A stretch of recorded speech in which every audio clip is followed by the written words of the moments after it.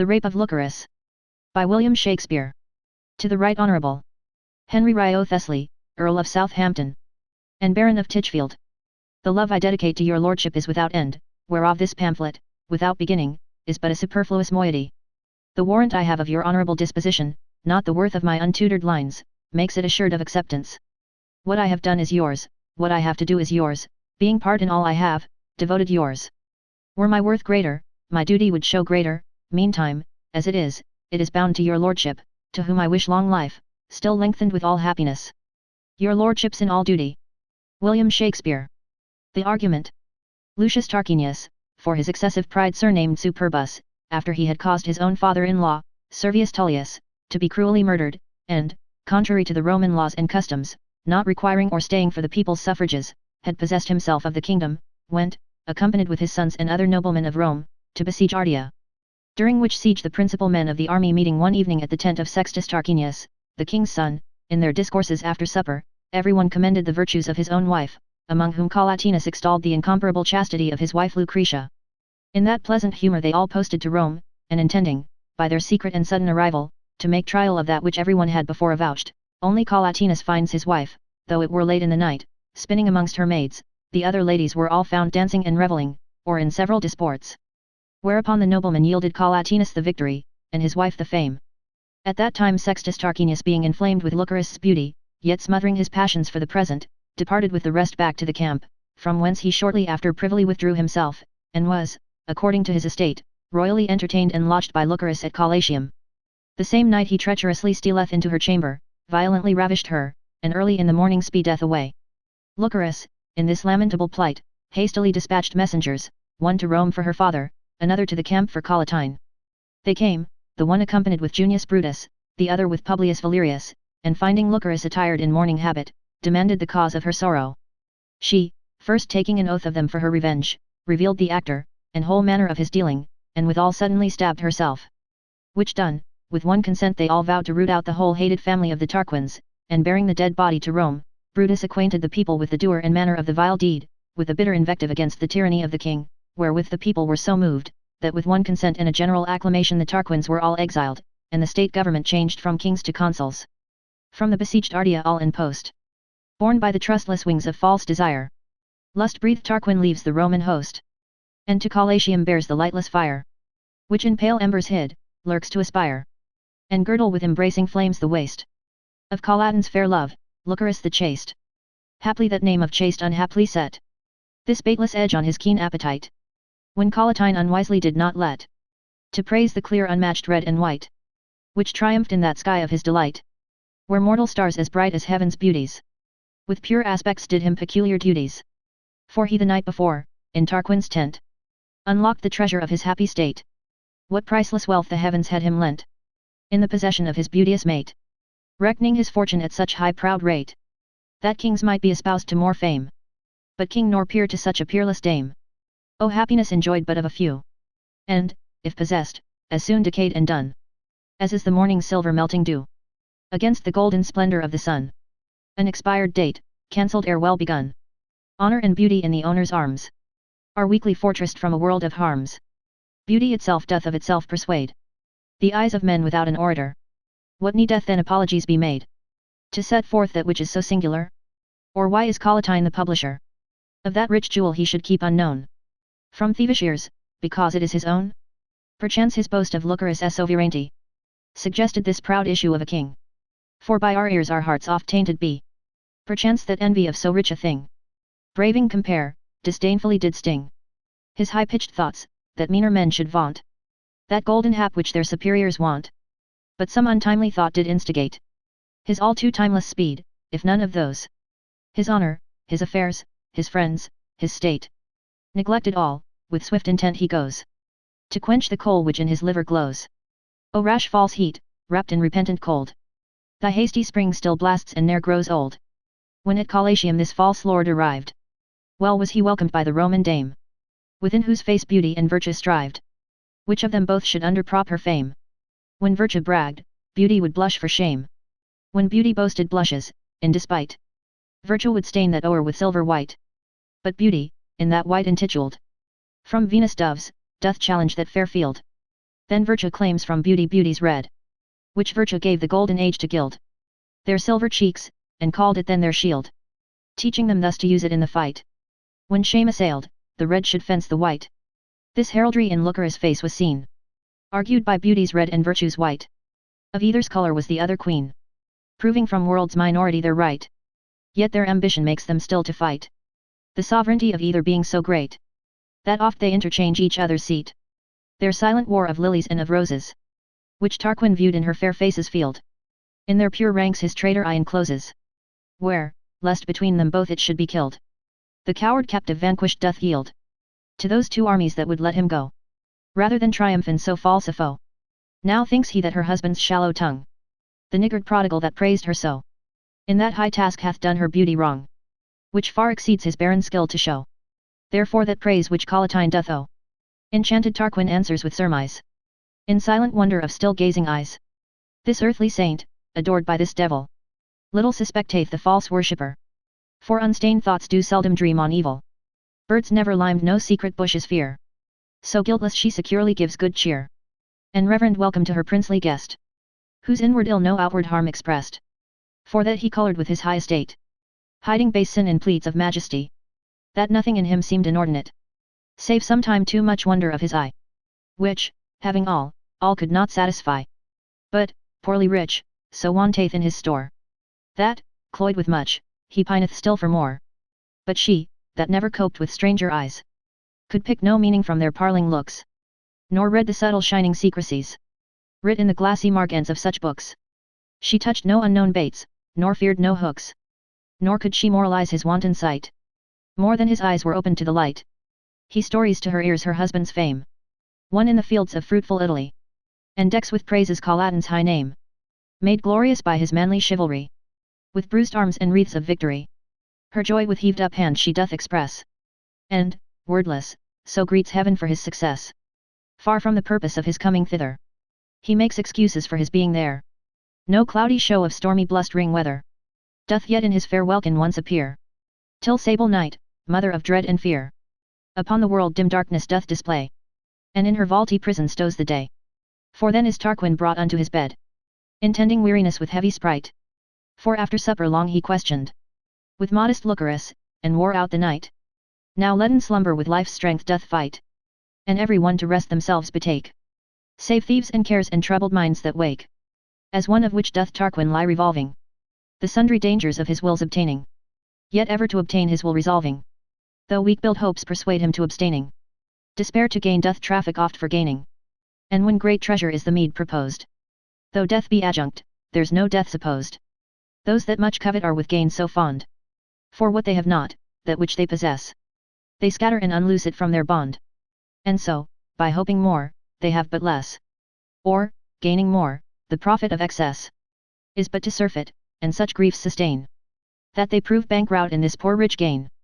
The aim of all is but to nurse the life, with honor, wealth, and ease, in waning age, and in this aim there is such thwarting strife, that one for all are all for one we gauge, as life for honor in fell battles rage, honor for wealth, and oft that wealth doth cost the death of all, and altogether lost, so that in venturing ill we leave to be the things we are, for that which we expect.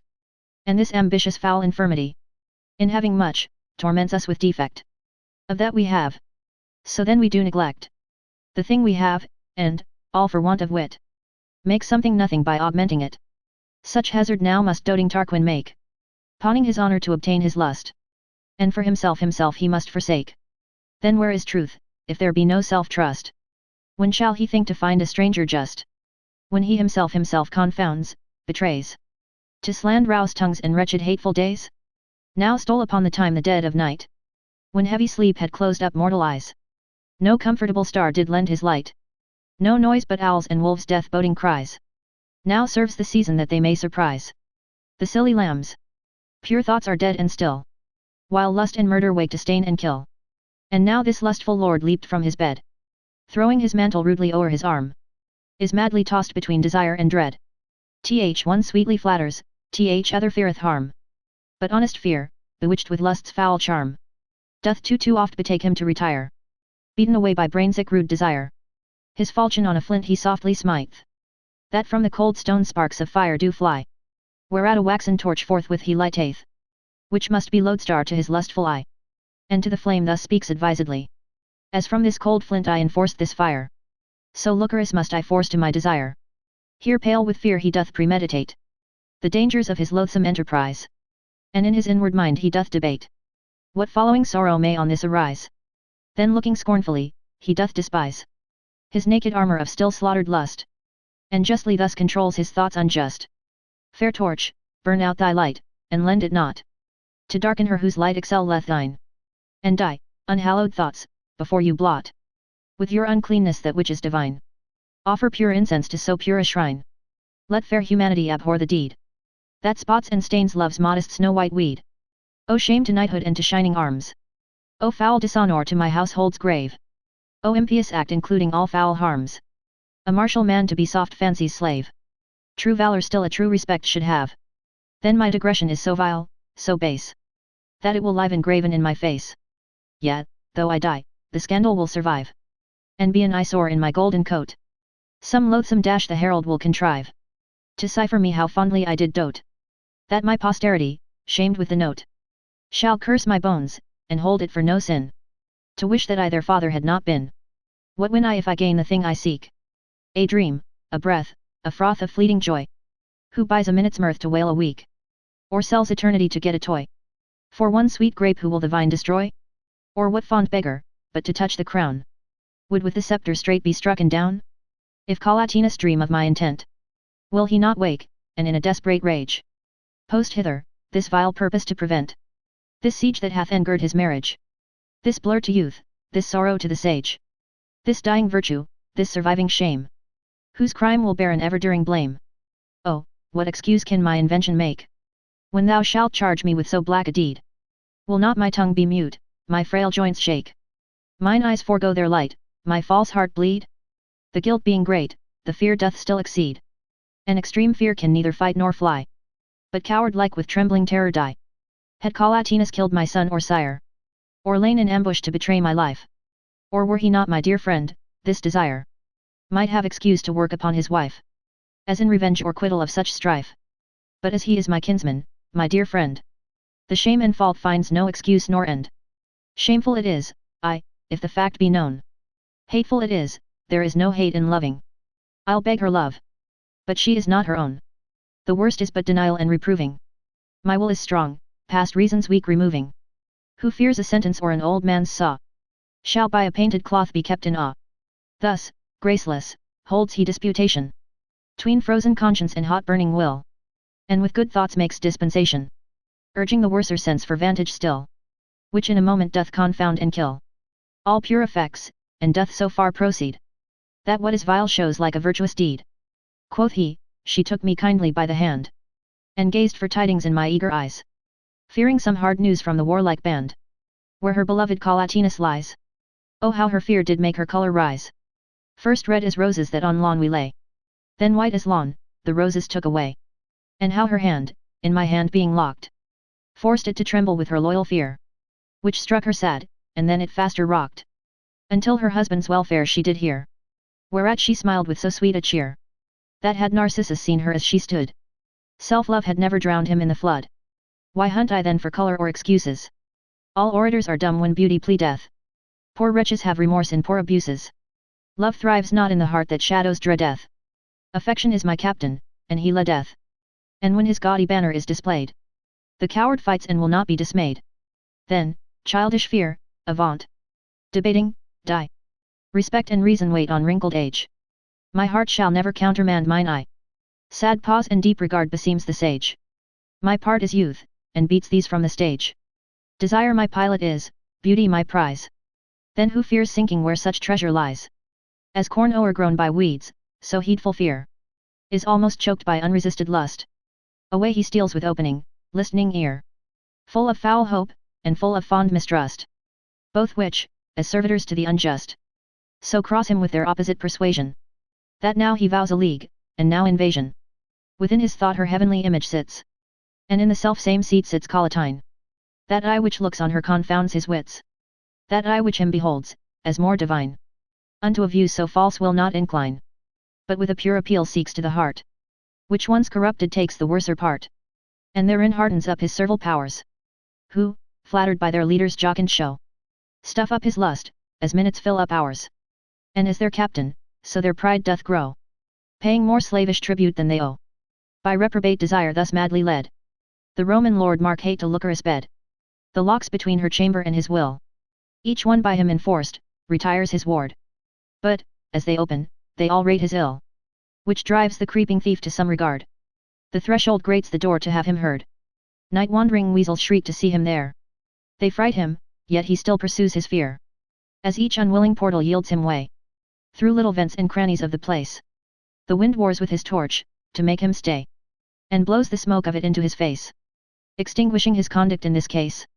But his hot heart, which fond desire doth scorch, puffs forth another wind that fires the torch, and being lighted, by the light he spies Lucretia's glove, wherein her needle sticks.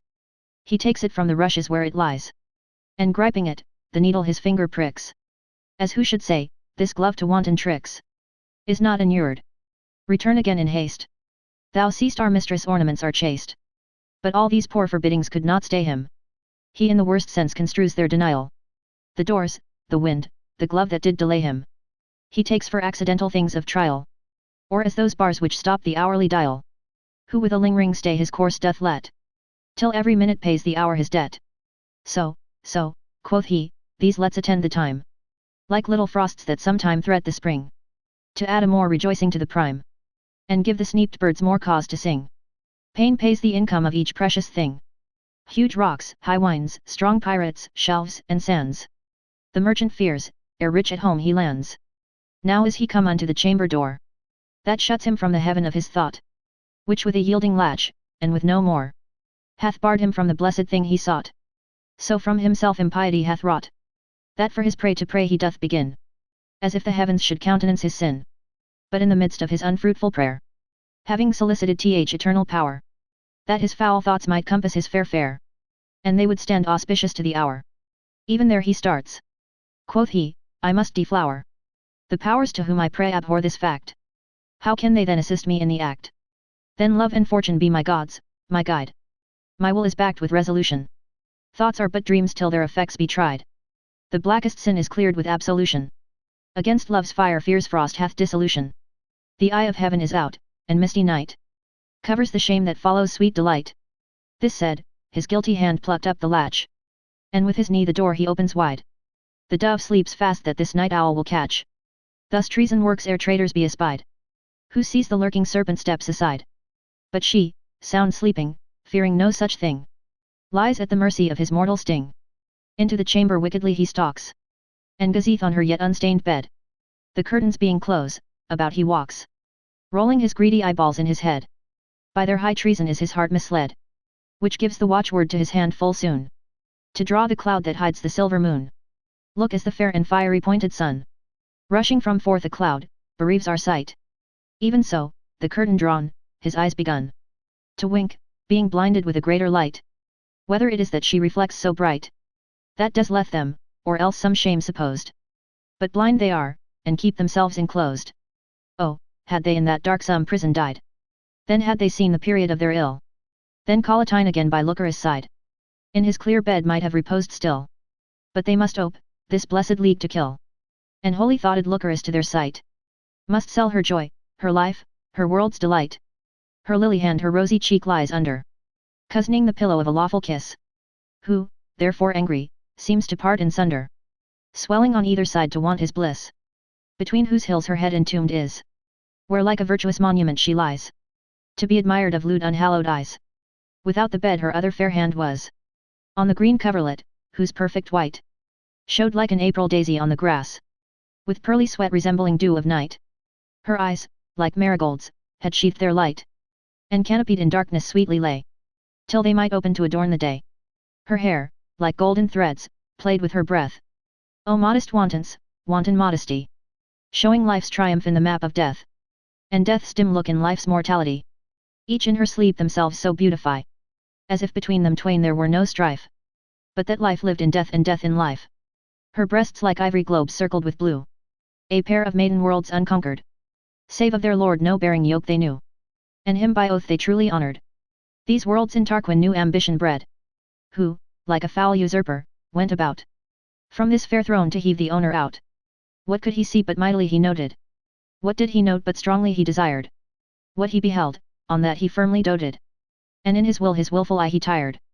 With more than admiration he admired her azure veins, her alabaster skin, her coral lips, her snow-white dimpled chin. As the grim lion fawneth o'er his prey, sharp hunger by the conquest satisfied, so o'er this sleeping soul doth Tarquin stay, his rage of lust by grazing qualified, slaked, not suppressed, for standing by her side. His eye, which late this mutiny restrains, unto a greater uproar tempts his veins. And they, like straggling slaves for pillage fighting, obdurate vassals fell exploits effecting, in bloody death and ravishment delighting, nor children's tears nor mothers' groans respecting, swell in their pride, the onset still expecting. Anon his beating heart, alarum striking, gives the hot charge and bids them do their liking. His drumming heart cheers up his burning eye. His eye commends the leading to his hand. His hand, as proud of such a dignity, smoking with pride, marched on to make his stand. On her bare breast, the heart of all her land, whose ranks of blue veins, as his hand did scale, left their round turrets destitute and pale. They must ring to the quiet cabinet, where their dear governess and lady lies. Do tell her she is dreadfully beset, and fright her with confusion of their cries. She, much amazed, breaks ope her locked up eyes, who, peeping forth this tumult to behold, are by his flaming torch dimmed and controlled. Imagine her as one in dead of night, from forth dull sleep by dreadful fancy waking, that thinks she hath beheld some ghastly sprite, whose grim aspect sets every joint a shaking. What terror 'tis! But she, in worser taking, from sleep disturbed, heedfully doth view the sight which makes supposed terror true. Wrapped and confounded in a thousand fears, like to a new killed bird she trembling lies. She dares not look, yet, winking, there appears quick shifting antics, ugly in her eyes. Such shadows are the weak brain's forgeries, who, angry that the eyes fly from their lights, in darkness daunts them with more dreadful sights. His hand, that yet remains upon her breast, rude ram, to batter such an ivory wall, may feel her heart, poor citizen, distressed, wounding itself to death, rise up and fall, beating her bulk, that his hand shakes withal. This moves in him more rage, and lesser pity, to make the breach and enter this sweet city. First, like a trumpet doth his tongue begin to sound a parley to his heartless foe, who o'er the white sheet peers her whiter chin, the reason of this rash alarm to know, which he by dumb demeanour seeks to show. But she with vehement prayers urgeth still, under what colour he commits this ill. Thus he replies, the colour in thy face, that even for anger makes the lily pale, and the red rose blush at her own disgrace, shall plead for me and tell my loving tale. Under that colour am I come to scale thy never conquered fort, the fault is thine, for those thine eyes betray thee unto mine. Thus I forestall thee, if thou mean to chide. Thy beauty hath ensnared thee to this night, where thou with patience must my will abide. My will that marks thee for my earth's delight, which I to conquer sought with all my might, but as reproof and reason beat it dead. By thy bright beauty was it newly bred. I see what crosses my attempt will bring. I know what thorns the growing rose defends. I think the honey guarded with a sting. All this beforehand counsel comprehends. But will is deaf, and hears no heedful friends. Only he hath an eye to gaze on beauty, and dotes on what he looks, gainst law or duty. I have debated, even in my soul, what wrong, what shame, what sorrow I shall breed. But nothing can affection's course control, or stop the headlong fury of his speed. I know repentant tears ensue the deed, reproach, disdain, and deadly enmity. Yet strike I to embrace mine infamy. This said, he shakes aloft his Roman blade, which, like a falcon towering in the skies, coucheth the fowl below with his wings shade, whose crooked beak threats, if he mount he dies. So under his insulting falchion lies harmless Lucretia, marking what he tells, with trembling fear, as fowl hear falcon's bells. Lucrece, quoth he, this night I must enjoy thee. If thou deny, then force must work my way, for in thy bed I purpose to destroy thee. That done, some worthless slave of thine I'll slay, to kill thine honour with thy life's decay, and in thy dead arms do I mean to place him, swearing I slow him, seeing thee embrace him, so thy surviving husband shall remain the scornful mark of every open eye. Thy kinsmen hang their heads at this disdain, thy issue blurred with nameless bastardy, and thou, the author of their obloquy, shalt have thy trespass cited up in rhymes, and sung by children in succeeding times. But if thou yield, I rest thy secret friend. The fault unknown is as a thought unacted. A little harm done to a great good end. For lawful policy remains enacted. The poisonous simple sometimes is compacted. In a pure compound, being so applied. His venom in effect is purified. Then, for thy husband and thy children's sake, tender my suit. Bequeath not to their lot the shame that from them no device can take. The blemish that will never be forgot. Worse than a slavish wipe, or birth hour's blot. For marks descried in men's nativity are nature's faults, not their own infamy. Here with a cockatrice dead killing eye, he rouseth up himself and makes a pause. While she, the picture of pure piety, like a white hind under the gripe's sharp claws, pleads in a wilderness where are no laws. To the rough beast that knows no gentle right, nor aught obeys but his foul appetite. But when a black-faced cloud the world doth threat, in his dim mist aspiring mountains hiding, from earth's dark womb some gentle gust doth get, which blows these pitchy vapors from their biting hind ring their present fall by this dividing. So his unhallowed haste her words delays, and moody Pluto winks while Orpheus plays. Yet, foul night-waking cat, he doth but dally, while in his hold-fast foot the weak mouse panteth. Her sad behavior feeds his vulture folly, a swallowing gulf that even in plenty wanteth. His ear her prayers admits, but his heart granteth no penetrable entrance to her plaining. Tears harden lust, though marble where with raining. Her pity-pleading eyes are sadly fixed in the remorseless wrinkles of his face. Her modest eloquence with sighs is mixed, which to her oratory adds more grace. She puts the period often from his place, and midst the sentence so her accent breaks, that twice she doth begin ere once she speaks. She conjures him by high almighty Jove, by knighthood, gentry, and sweet friendship's oath, by her untimely tears, her husband's love, by holy human law, and common troth, by heaven and earth, and all the power of both, that to his borrowed bed he make retire, and stoop to honor, not to foul desire. Quoth she, reward not hospitality with such black payment as thou hast pretended. Mud not the fountain that gave drink to thee. Mar not the thing that cannot be amended. End thy ill aim before the shoot be ended. He is no woodman that doth bend his bow to strike a poor unseasonable doe. My husband is thy friend, for his sake spare me. Thyself art mighty, for thine own sake leave me. Myself a weakling, do not then ensnare me. Thou lookest not like deceit, do not deceive me. My sighs, like whirlwinds, labour hence to heave thee.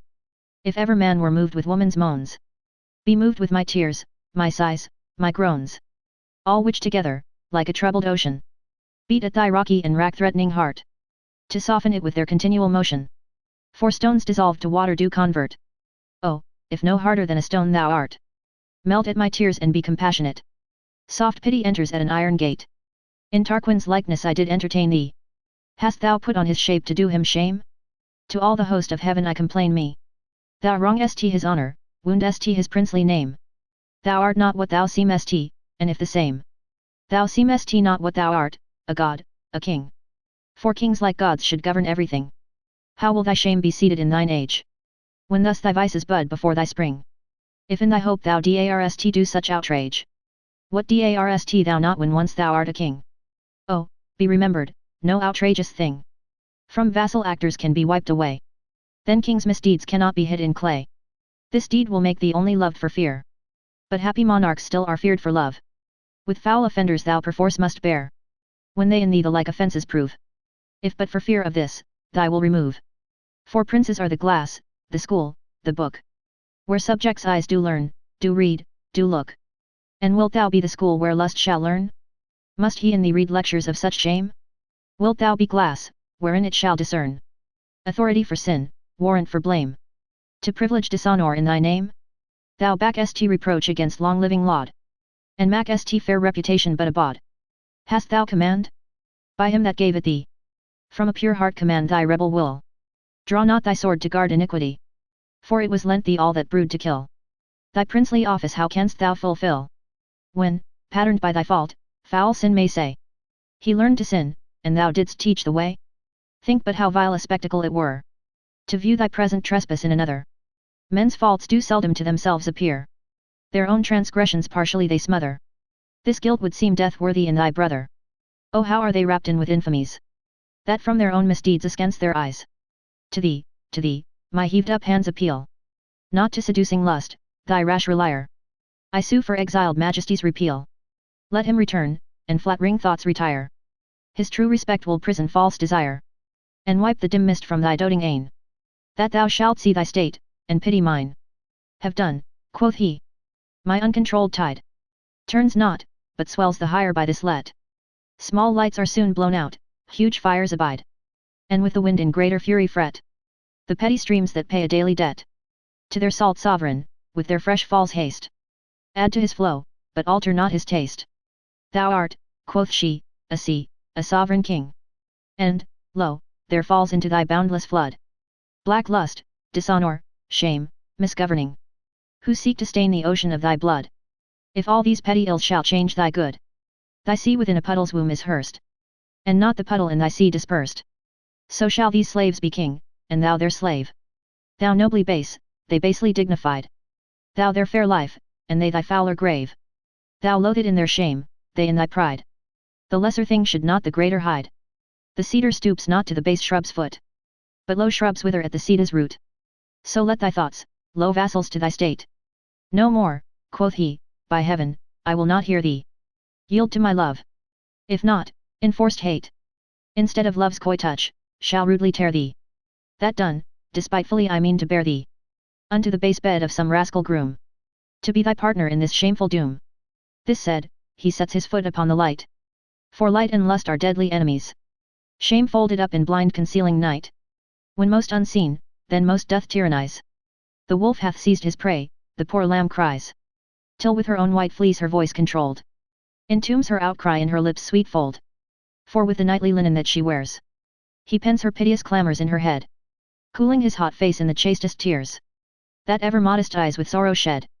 Oh, that prone lust should stain so pure a bed, the spots whereof could weeping purify, her tears should drop on them perpetually. But she hath lost a dearer thing than life, and he hath won what he would lose again. This forced league doth force a further strife. This momentary joy breeds months of pain. This hot desire converts to cold disdain. Pure chastity is rifled of her store, and lust, the thief, far poorer than before. Look as the full-fed hound or gorged hawk, unapt for tender smell or speedy flight, make slow pursuit, or altogether balk the prey wherein by nature they delight. So surfeit-taking Tarquin fares this night. His taste delicious, indigestion souring, devours his will, that lived by foul devouring. O deeper sin than bottomless conceit can comprehend in still imagination. Drunken desire must vomit his receipt, ere he can see his own abomination. While lust is in his pride no exclamation can curb his heat or rein his rash desire. Till, like a jade, self-will himself doth tire, and then with lank and lean discoloured cheek, with heavy eye, knit brow, and strengthless pace, feeble desire, all recreant, poor, and meek, like to a bankrupt beggar wails his case. The flesh being proud, desire doth fight with grace, for there it revels, and when that decays, the guilty rebel for remission prays. So fares it with this faultful lord of Rome, who this accomplishment so hotly chased. For now against himself he sounds this doom, that through the length of times he stands disgraced. Besides, his soul's fair temple is defaced, to whose weak ruins muster troops of cares, to ask the spotted princess how she fares. She says her subjects with foul insurrection have battered down her consecrated wall, and by their mortal fault brought in subjection her immortality, and made her thrall to living death and pain perpetual, which in her prescience she controlled still. But her foresight could not forestall their will. E'en in this thought through the dark night he stealeth, a captive victor that hath lost in gain, bearing away the wound that nothing healeth, the scar that will, despite of cure, remain, leaving his spoil perplexed in greater pain. She bears the load of lust he left behind, and he the burden of a guilty mind. He like a thievish dog creeps sadly thence, she like a wearied lamb lies panting there. He scowls, and hates himself for his offence. She, desperate, with her nails her flesh doth tear. He faintly flies, sweating with guilty fear. She stays, exclaiming on the direful night. He runs, and chides his vanished, loathed delight. He thence departs a heavy convertite. She there remains a hopeless castaway. He in his speed looks for the morning light. She prays she never may behold the day. For day, quoth she, night's scapes doth open lay, and my true eyes have never practised how to cloak offences with a cunning brow. They think not but that every eye can see the same disgrace which they themselves behold, and therefore would they still in darkness be, to have their unseen sin remain untold.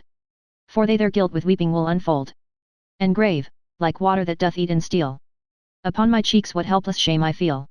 Here she exclaims against repose and rest, and bids her eyes hereafter still be blind. She wakes her heart by beating on her breast, and bids it leap from thence, where it may find some purer chest, to close so pure a mind. Frantic with grief thus breathes she forth her spite, against the unseen secrecy of night. O comfort-killing night, image of hell, dim register and notary of shame, black stage for tragedies and murders fell, vast sin-concealing chaos, nurse of blame, blind muffled bawd, dark harbor for defame, grim cave of death, whispering conspirator, with close-tongued treason and the ravisher. O hateful, vaporous, and foggy night, since thou art guilty of my cureless crime, muster thy mists to meet the eastern light. Make war against proportioned course of time, or if thou wilt permit the sun to climb his wonted height, yet ere he go to bed, knit poisonous clouds about his golden head, with rotten damps ravish the morning air. Let their exhaled unwholesome breaths make sick the life of purity, the supreme fair, ere he arrive his weary noontide prick. And let thy misty vapors march so thick, that in their smoky ranks his smothered light may set at noon and make perpetual night. Were Tarquin night, as he is but night's child, the silver-shining queen he would disdain. Her twinkling handmaids too, by him defiled, through night's black bosom should not peep again. So should I have co partners in my pain, and fellowship in woe doth woe assuage, as palmers' chat makes short their pilgrimage, where now I have no one to blush with me, to cross their arms and hang their heads with mine, to mask their brows, and hide their infamy. But I alone must sit and pine, seasoning the earth with showers of silver brine, mingling my talk with tears, my grief with groans, poor wasting monuments of lasting moans. O night, thou furnace of foul reeking smoke, let not the jealous day behold that face, which underneath thy black all-hiding cloak, immodesty lies martyred with disgrace. Keep still possession of thy gloomy place, that all the faults which in thy reign are made, may likewise be sepulchred in thy shade. Make me not object to the telltale day, the light will show charactered in my brow, the story of sweet chastity's decay, the impious breach of holy wedlock vow. Yet, the illiterate, that know not how to cipher what is writ in learned books, will quote my loathsome trespass in my looks. The nurse, to still her child, will tell my story, and fright her crying babe with Tarquin's name. The orator, to deck his oratory, will couple my reproach to Tarquin's shame. Feast-finding minstrels, tuning my defame, will tie the hearers to attend each line. How Tarquin wronged me, I Collatine. Let my good name, that senseless reputation, for Collatin's dear love be kept unspotted, if that be made a theme for disputation. The branches of another root are rotted, an undeserved reproach to him allotted. That is as clear from this attaint of mine, as I, ere this, was pure to Collatine. O unseen shame, invisible disgrace! O unfelt sore, crest wounding, private scar! Reproach is stamped in Collatina's face, and Tarquin's eye may read the mot afar. How he in peace is wounded, not in war. Alas, how many bear such shameful blows, which not themselves, but he that gives them knows. If, Collatine, thine honour lay in me, from me by strong assault it is bereft. My honey lost, and I, a drone-like bee, have no perfection of my summer left, but robbed and ransacked by injurious theft. In thy weak hive a wandering wasp hath crept, and sucked the honey which thy chaste bee kept. Yet am I guilty of thy honour's wrack, yet for thy honour did I entertain him. Coming from thee, I could not put him back, for it had been dishonour to disdain him. Besides, of weariness he did complain him, and talked of virtue. O unlooked for evil! When virtue is profaned in such a devil, why should the worm intrude the maiden bud? Or hateful cuckoos hatch in sparrows' nests? Or toads infect fair founts with venom mud? Or tyrant folly lurk in gentle breasts? Or kings be breakers of their own behests? But no perfection is so absolute, that some impurity doth not pollute. The aged man that coffers up his gold, is plagued with cramps, and gouts, and painful fits, and scarce hath eyes his treasure to behold. But like still pining Tantalus he sits, and useless barns the harvest of his wits, having no other pleasure of his gain, but torment that it cannot cure his pain. So then he hath it when he cannot use it, and leaves it to be mastered by his young, who in their pride do presently abuse it. Their father was too weak, and they too strong, to hold their cursed blessed fortune long. The sweets we wish for turn to loathed sours, even in the moment that we call them ours. Unruly blasts wait on the tender spring, unwholesome weeds take root with precious flowers. The adder hisses where the sweet birds sing. What virtue breeds iniquity devours. We have no good that we can say is ours, but ill annexed opportunity, or kills his life or else his quality. O opportunity, thy guilt is great. 'Tis thou that executest the traitor's treason. Thou setst the wolf where he the lamb may get. Whoever plots the sin, thou pointest the season. 'Tis thou that spurnest at right, at law, at reason. And in thy shady cell, where none may spy him, sits sin, to seize the souls that wander by him. Thou makest the vestal violate her oath. Thou blowest the fire when temperance is thawed. Thou smotherest honesty, thou murderest troth. Thou foul abettor, thou notorious bawd. Thou plantest scandal and displacest laud. Thou ravisher, thou traitor, thou false thief. Thy honey turns to gall, thy joy to grief. Thy secret pleasure turns to open shame. Thy private feasting to a public fast. Thy smoothing titles to a ragged name. Thy sugared tongue to bitter wormwood taste. Thy violent vanities can never last. How comes it then, vile opportunity? Being so bad, such numbers seek for thee? When wilt thou be the humble suppliant's friend, and bring him where his suit may be obtained? When wilt thou sword in our great strifes to end, or free that soul which wretchedness hath chained? Give physic to the sick, ease to the pained? The poor, lame, blind, halt, creep, cry out for thee. But they ne'er meet with opportunity. The patient dies while the physician sleeps. The orphan pines while the oppressor feeds. Justice is feasting while the widow weeps. Advice is sporting while infection breeds. Thou grantest no time for charitable deeds.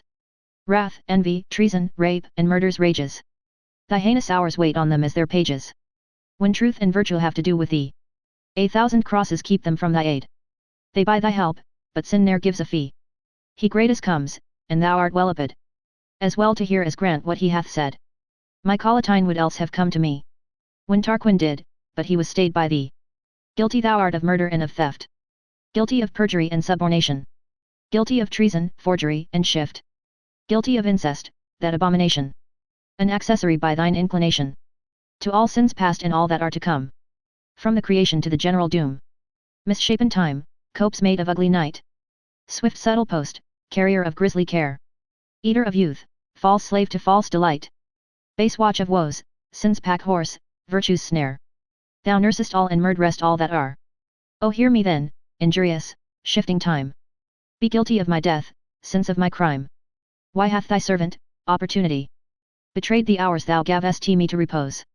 Cancelled my fortunes, and enchained me to endless date of never-ending woes? Time's office is to find the hate of foes, to eat up errors by opinion bred, not spend the dowry of a lawful bed.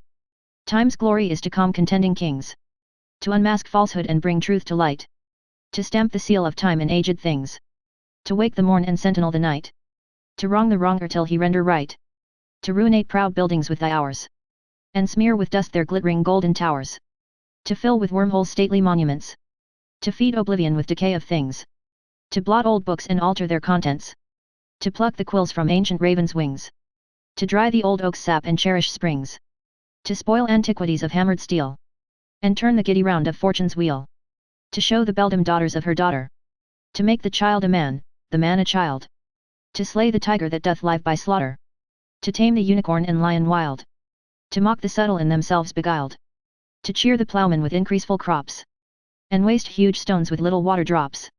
Why workest thou mischief in thy pilgrimage, unless thou couldst return to make amends?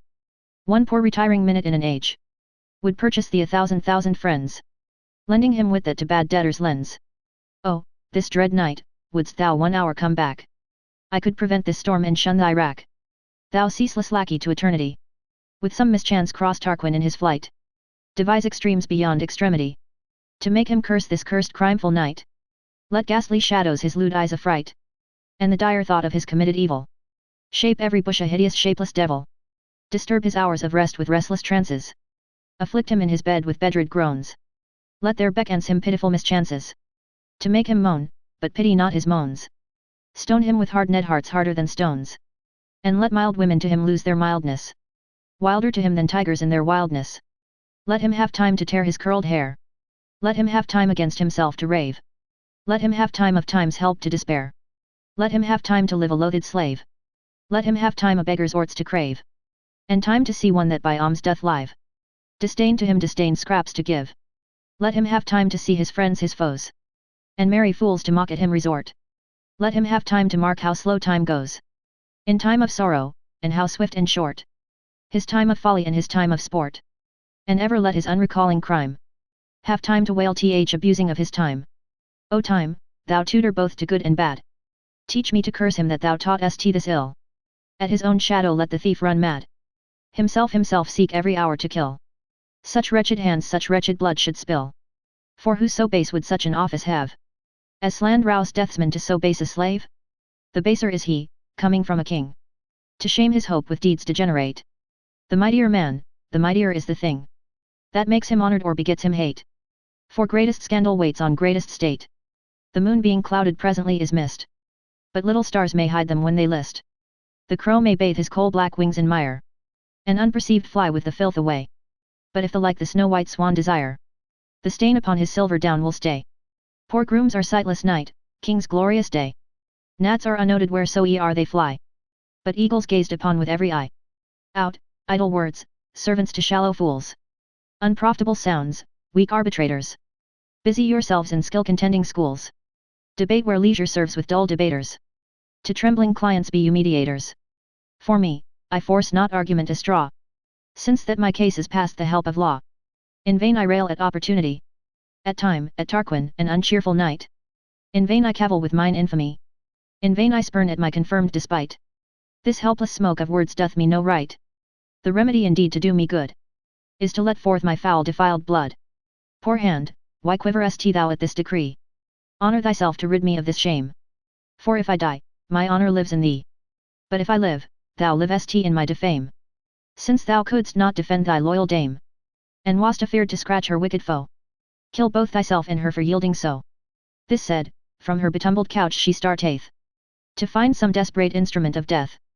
But this no slaughterhouse no tool imparteth, to make more vent for passage of her breath, which, thronging through her lips, so vanisheth, as smoke from Etna, that an air consumes, or that which from discharged cannon fumes. In vain, quoth she, I live, and seek in vain some happy mean to end a hapless life. I feared by Tarquin's falchion to be slain, yet for the self-same purpose seek a knife. But when I feared I was a loyal wife, so am I now. Oh no, that cannot be. Of that true type hath Tarquin rifled me. Oh, that is gone for which I sought to live, and therefore now I need not fear to die. To clear this spot by death, at least I give a badge of fame to slander's livery, a dying life to living infamy. Poor helpless help, the treasure stolen away, to burn the guiltless casket where it lay. Well, well, dear Collatine, thou shalt not know the stained taste of violated troth. I will not wrong thy true affection so, to flatter thee with an infringed oath. This bastard Graf shall never come to growth. He shall not boast who did thy stock pollute, that thou art doting father of his fruit. Nor shall he smile at thee in secret thought, nor laugh with his companions at thy state. But thou shalt know thy rest was not bought basely with gold, but stolen from forth thy gate. For me, I am the mistress of my fate, and with my trespass never will dispense, till life to death acquit my forced offence. I will not poison thee with my attaint, nor fold my fault in cleanly coined excuses. My sable ground of sin I will not paint, to hide the truth of this false night's abuses. My tongue shall utter all, mine eyes, like sluices, as from a mountain spring that feeds a dale, shall gush pure streams to purge my impure tale. By this, lamenting Philomel had ended the well-tuned warble of her nightly sorrow, and solemn night with slow sad gait descended to ugly hell, when, lo, the blushing morrow lends light to all fair eyes that light will borrow. But cloudy Lucrece shames herself to see, and therefore still in night would cloistered be, revealing day through every cranny spies, and seems to point her out where she sits weeping. To whom she sobbing speaks, O eye of eyes, why pryest thou through my window? Leave thy peeping. Mock with thy tickling beams eyes that are sleeping. Brand not my forehead with thy piercing light, for day hath naught to do what's done by night. Thus cavils she with everything she sees. True grief is fond and testy as a child, who wayward once, his mood with naught agrees. Old woes, not infant sorrows, bear them mild. Continuance tames the one, the other wild. Like an unpracticed swimmer plunging still, with too much labour drowns for want of skill. So she, deep drenched in a sea of care, holds disputation with each thing she views, and to herself all sorrow doth compare. No object but her passion's strength renews, and as one shifts, another straight ensues. Sometime her grief is dumb and hath no words, sometime 'tis mad and too much talk affords. The little birds that tune their morning's joy make her moans mad with their sweet melody, for mirth doth search the bottom of annoy. Sad souls are slain in merry company. Grief best is pleased with grief's society. True sorrow then is feelingly sufficed, when with like semblance it is sympathized. 'Tis double death to drown in ken of shore. He 10 times pines that pines beholding food. To see the salve doth make the wound ache more. Great grief grieves most at that would do it good. Deep woes roll forward like a gentle flood, who, being stopped, the bounding banks o'erflows. Grief dallied with nor law nor limit knows. You mocking birds, quoth she, your tunes entomb within your hollow swelling feathered breasts, and in my hearing be you mute and dumb. My restless discord loves no stops nor rests. A woeful hostess brooks not merry guests. Relish your nimble notes to pleasing ears. Distress like stumps when time is kept with tears. Come, Philomel, that sing st of ravishment. Make thy sad grove in my dishevelled hair. As the dank earth weeps at thy languishment, so I at each sad strain will strain a tear, and with deep groans the diapason bear. For burden-wise I'll hum on Tarquin still, while thou on Tyrus descants better skill. And whiles against a thorn thou bearest thy part, to keep thy sharp woes waking, wretched I, to imitate thee well, against my heart, will fix a sharp knife to affright mine eye, who if it wink shall thereon fall and die. These means, as frets upon an instrument, shall tune our heartstrings to true languishment. And for, poor bird, thou sing st not in the day, as shaming any eye should thee behold. Some dark deep desert seated from the way, that knows not parching heat nor freezing cold, will we find out, and there we will unfold, to creatures stern sad tunes to change their kinds. Since men prove beasts, let beasts bear gentle minds, as the poor fright deer that stands at gaze, wildly determining which way to fly, or one encompassed with a winding maze, that cannot tread the way out readily. So with herself is she in mutiny, to live or die which of the twain were better, when life is shamed and death reproaches debtor. To kill myself, quoth she, alack, what were it? But with my body my poor soul's pollution? They that lose half with greater patience bear it, than they whose whole is swallowed in confusion. That mother tries a merciless conclusion, who, having 2 sweet babes, when death takes one, will slay the other, and be nurse to none. My body or my soul, which was the dearer? When the one pure, the other made divine, whose love of either to myself was nearer. When both were kept for heaven and Collatine, I me, the bark pilled from the lofty pine. His leaves will wither and his sap decay. So must my soul, her bark being pilled away. Her house is sacked, her quiet interrupted, her mansion battered by the enemy, her sacred temple spotted, spoiled, corrupted, grossly and girt with daring infamy. Then let it not be called impiety, if in this blemished fort I make some hole, through which I may convey this troubled soul. Yet die I will not till my Collatine have heard the cause of my untimely death, that he may vow, in that sad hour of mine, revenge on him that made me stop my breath. My stained blood to Tarquin I'll bequeath, which by him tainted shall for him be spent, and as his due writ in my testament, my honor I'll bequeath unto the knife, that wounds my body so dishonored. 'Tis honor to deprive dishonored life. The one will live, the other being dead. So of shame's ashes shall my fame be bred, for in my death I murder shameful scorn. My shame so dead, mine honor is new born. Dear Lord, of that dear jewel I have lost, what legacy shall I bequeath to thee? My resolution, love, shall be thy boast, by whose example thou revenged mayst be. How Tarquin must be used, read it in me. Myself, thy friend, will kill myself, thy foe, and for my sake serve thou false Tarquin so. This brief abridgment of my will I make, my soul and body to the skies and ground. My resolution, husband, do thou take. Mine honor be the knife's that makes my wound. My shame be his that did my fame confound, and all my fame that lives dispersed be to those that live and think no shame of me. Thou, Collatine, shalt oversee this will. How was I overseen that thou shalt see it? My blood shall wash the slander of mine ill. My life's foul deed my life's fair end shall free it. Faint not, faint heart, but stoutly say, so be it. Yield to my hand shall conquer thee. Thou dead, both die, and both shall victors be. This plot of death when sadly she had laid, and wiped the brinish pearl from her bright eyes, with untuned tongue she hoarsely called her maid, whose swift obedience to her mistress hies, for fleet-winged duty with thought's feathers flies. Poor Lucrece cheeks unto her maid seem so, as winter meads when sun doth melt their snow. Her mistress she doth give demure good morrow, with soft slow tongue, true mark of modesty, and sorts a sad look to her lady's sorrow.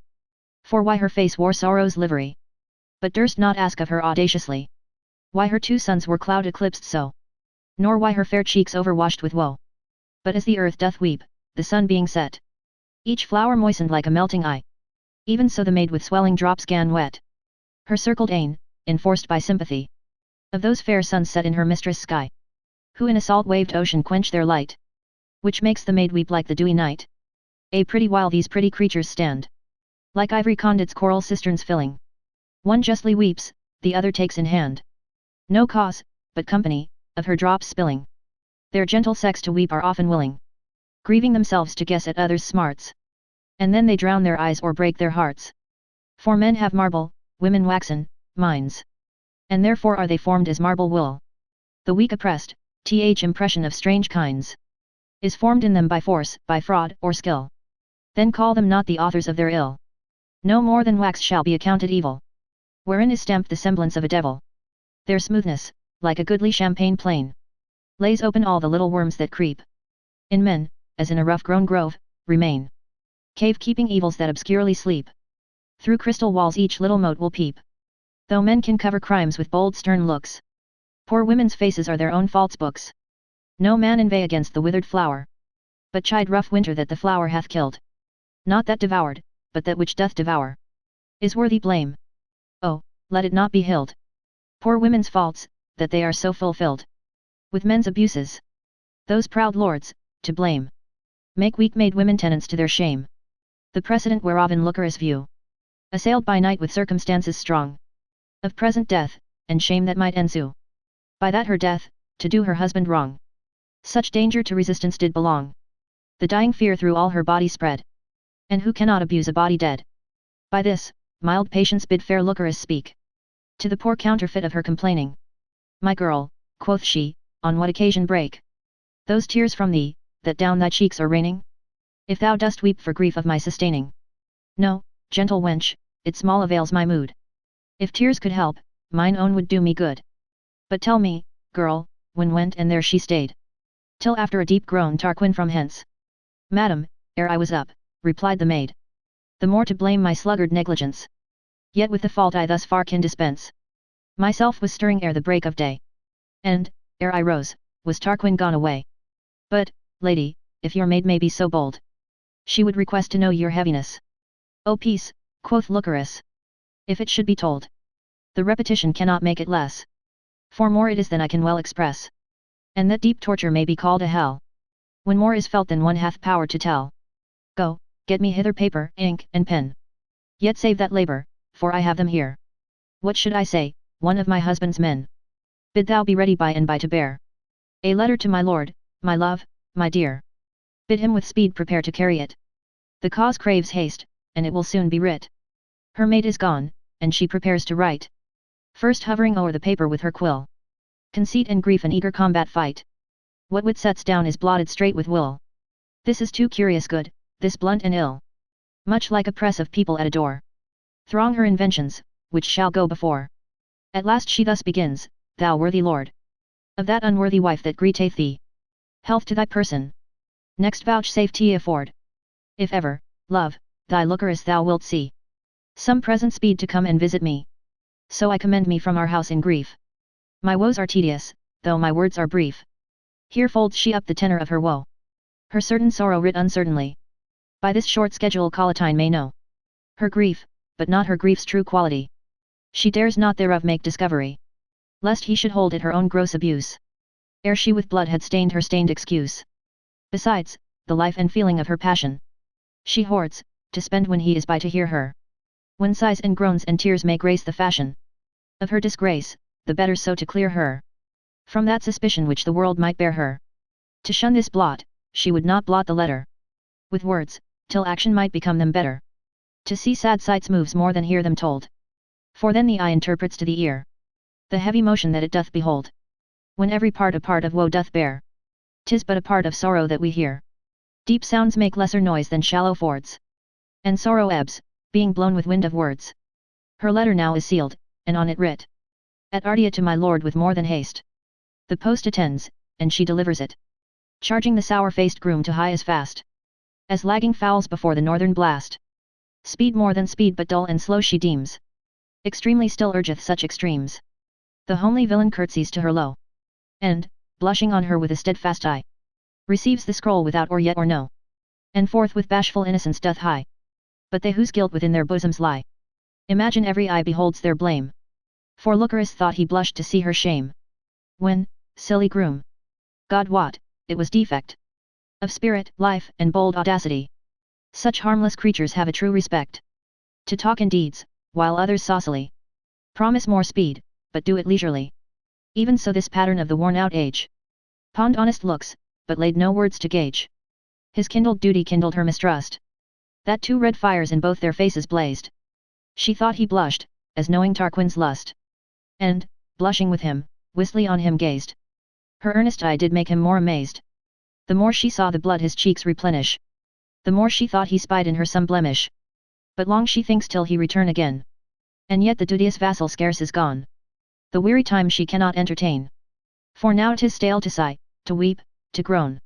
So woe hath wearied woe, moan tired moan, that she her plaints a little while doth stay, pausing for means to mourn some newer way.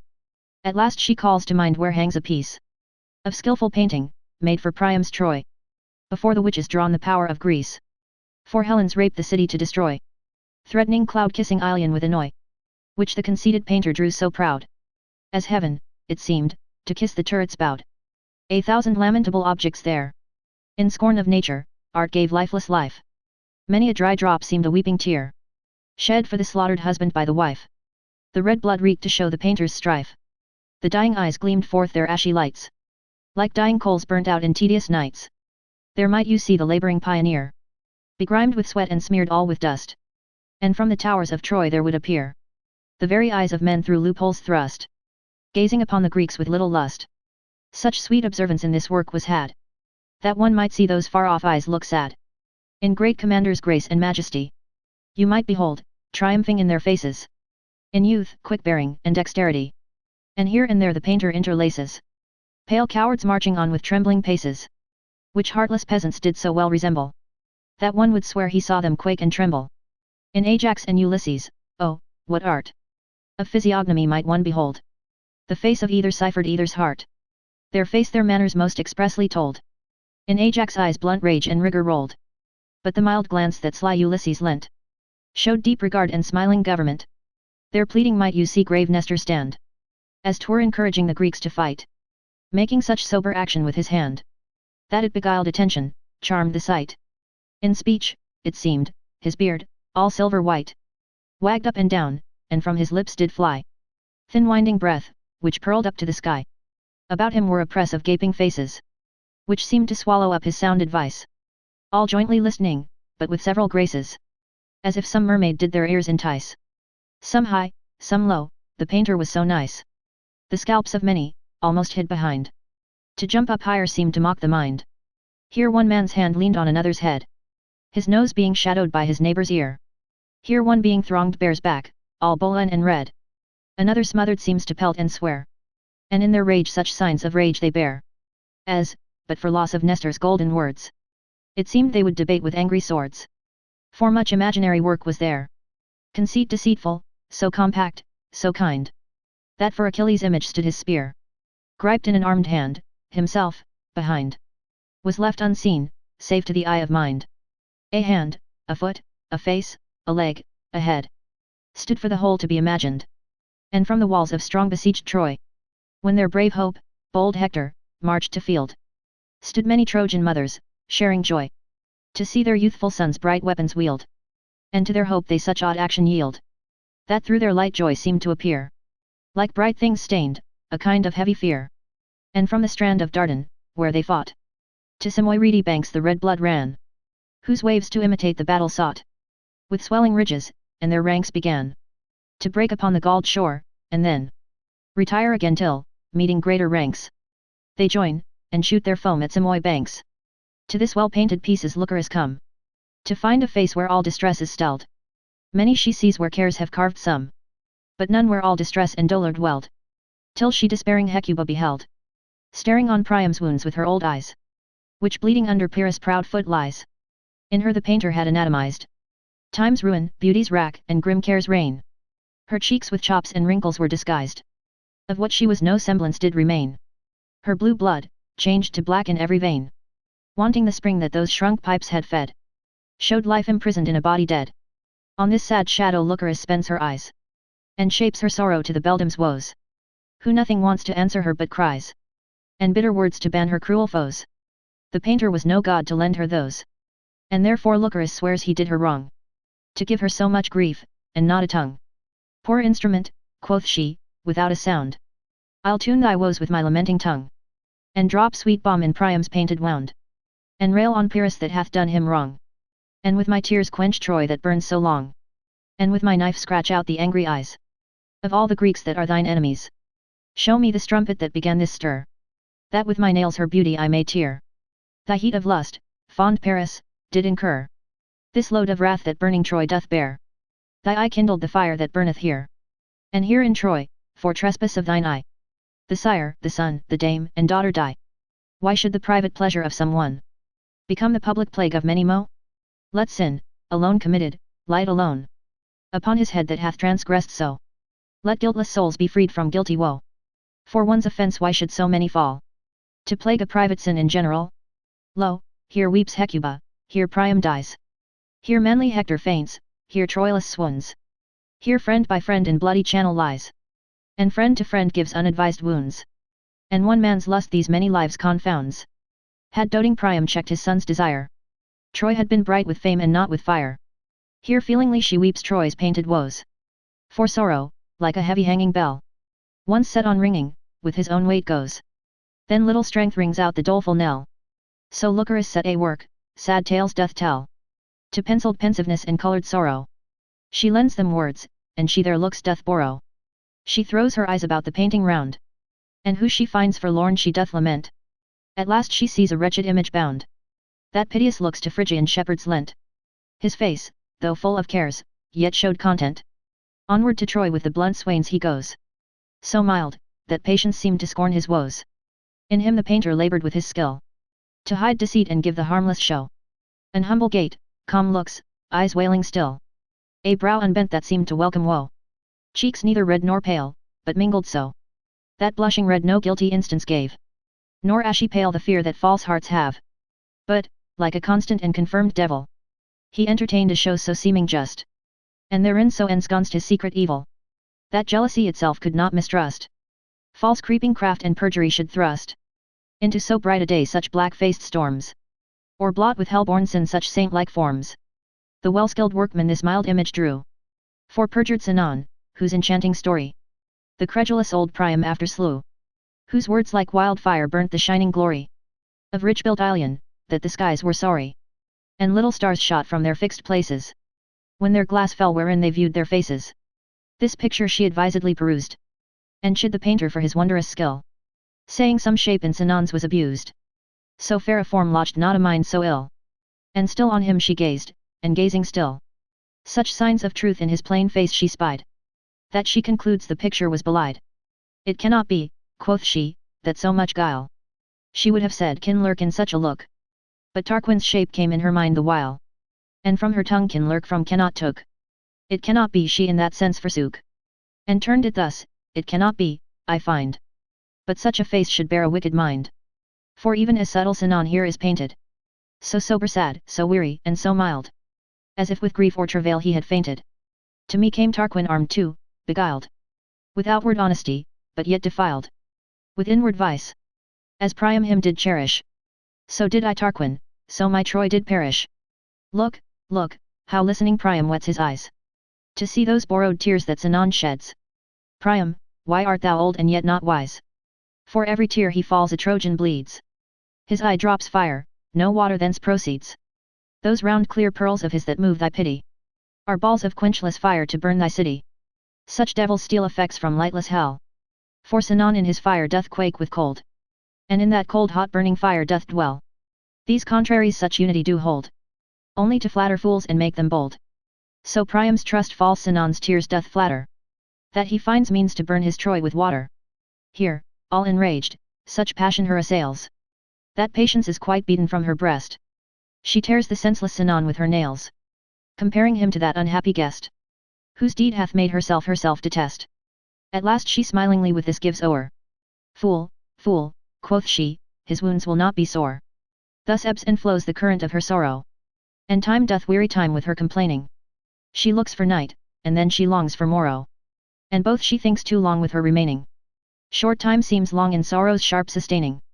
Though woe be heavy, yet it seldom sleeps. And they that watch see time how slow it creeps. Which all this time hath overslipped her thought. That she with painted images hath spent. Being from the feeling of her own grief brought. By deep surmise of others' detriment. Losing her woes in shows of discontent. It easeth some, though none it ever cured. To think their dolour others have endured. But now the mindful messenger, come back. Brings home his lord and other company. Who finds his Lucrece clad in mourning black. And round about her tear-stained eye. Blue circles streamed, like rainbows in the sky. These watergalls in her dim element. Foretell new storms to those already spent. Which when her sad beholding husband saw.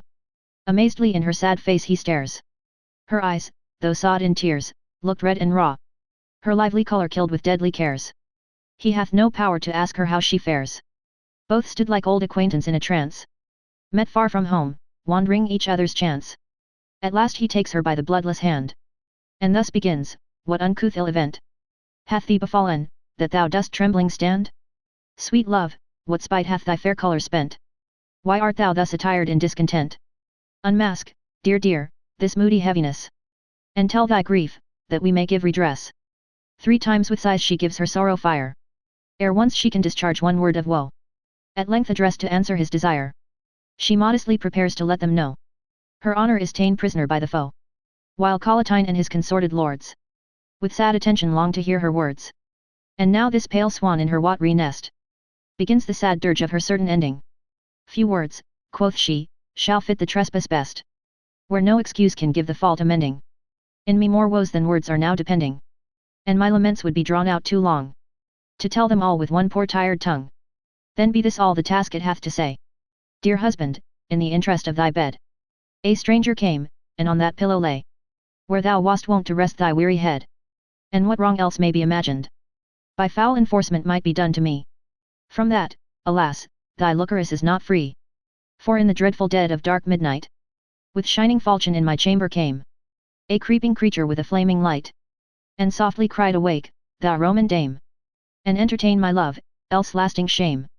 On thee and thine this night I will inflict. If thou my love's desire do contradict. For some hard-favoured groom of thine, quoth he. Unless thou yoke thy liking to my will. I'll murder straight, and then I'll slaughter thee. And swear I found you where you did fulfill. The loathsome act of lust, and so did kill. The lechers in their deed. This act will be. My fame and thy perpetual infamy. With this, I did begin to start and cry. And then against my heart he sets his sword. Swearing, unless I took all patiently. I should not live to speak another word. So should my shame still rest upon record. And never be forgot in mighty Rome. The adulterate death of Lucrece and her groom. Mine enemy was strong, my poor self weak. And far the weaker with so strong a fear. My bloody judge forbade my tongue to speak. No rightful plea might plead for justice there. His scarlet lust came evidence to swear. That my poor beauty had purloined his eyes. And when the judge is robbed, the prisoner dies. Oh, teach me how to make mine own excuse. Or at the least, this refuge let me find. Though my gross blood be stained with this abuse. Immaculate and spotless is my mind. That was not forced, that never was inclined. To accessory yieldings, but still pure. Doth in her poisoned closet yet endure. Lo, here the hopeless merchant of this loss. With head declined and voice damned up with woe.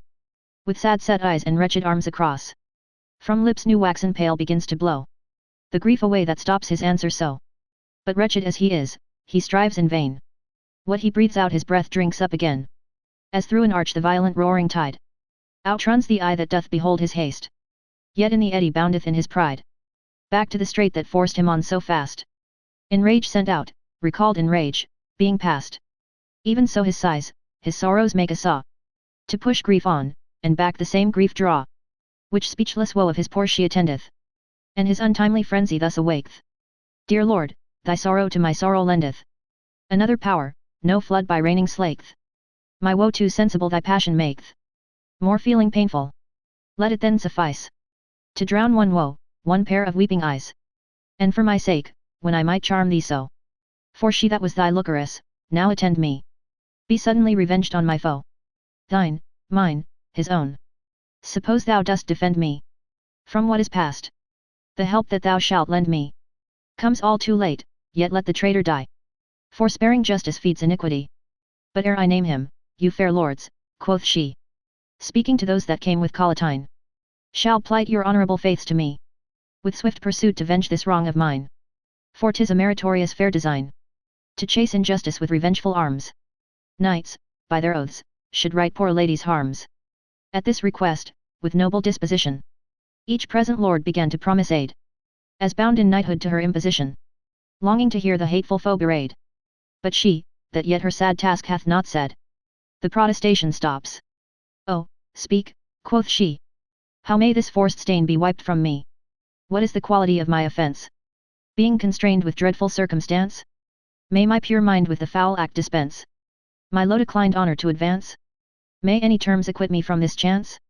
The poisoned fountain clears itself again. And why not I from this compelled stain? With this, they all at once began to say. Her body's stain her mind untainted clears, while with a joyless smile she turns away. The face, that map which deep impression bears, of hard misfortune, carved in it with tears. No, no, quoth she, no dame, hereafter living, by my excuse shall claim excuses giving.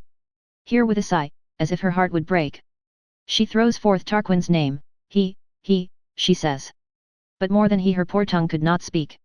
Till after many accents and delays, untimely breathings, sick and short essays, she utters this, he, fair lords, 'tis he, that guides this hand to give this wound to me. Even here she sheathed in her harmless breast a harmful knife, that thence her soul unsheathed. That blow did bail it from the deep unrest of that polluted prison where it breathed. Her contrite sighs unto the clouds bequeathed. Her winged sprite, and through her wounds doth fly life's lasting date from cancelled destiny.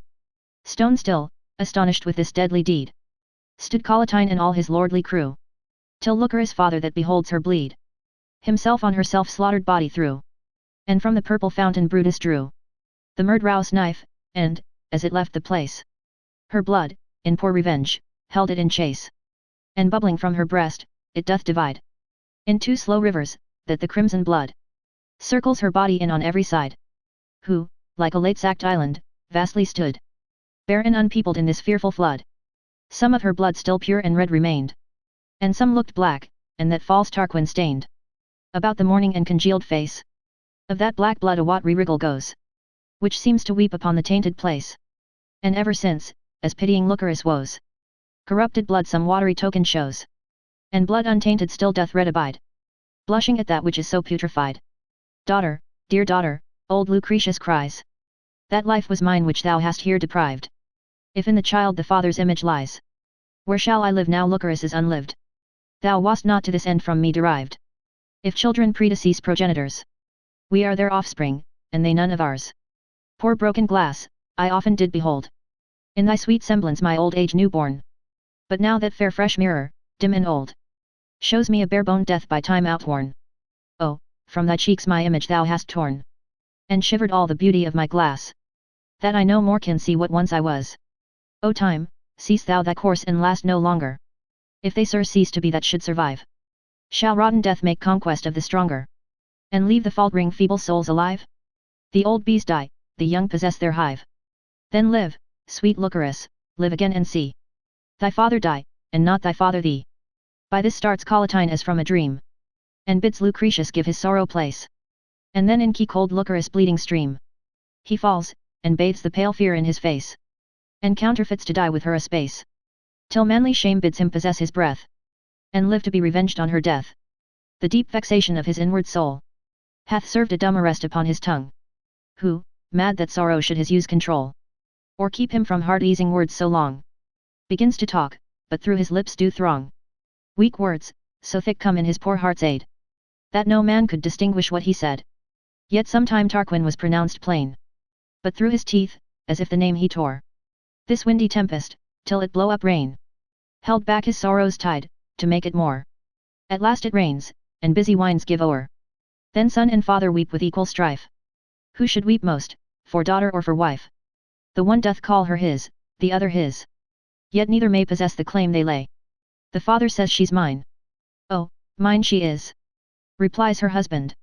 Do not take away my sorrow's interest, let no mourner say. He weeps for her, for she was only mine, and only must be wailed by Collatine. Oh, quoth Lucretius, I did give that life, which she too early and too late hath spilled. Woe, woe, quoth Collatine, she was my wife. I owed her, and 'tis mine that she hath killed. My daughter and my wife with clamours filled. The dispersed air, who, holding Lucrece life, answered their cries, my daughter and my wife. Brutus, who plucked the knife from Lucrece's side, seeing such emulation in their woe, began to clothe his wit in state and pride. Burying in Lucrece wound his follies show.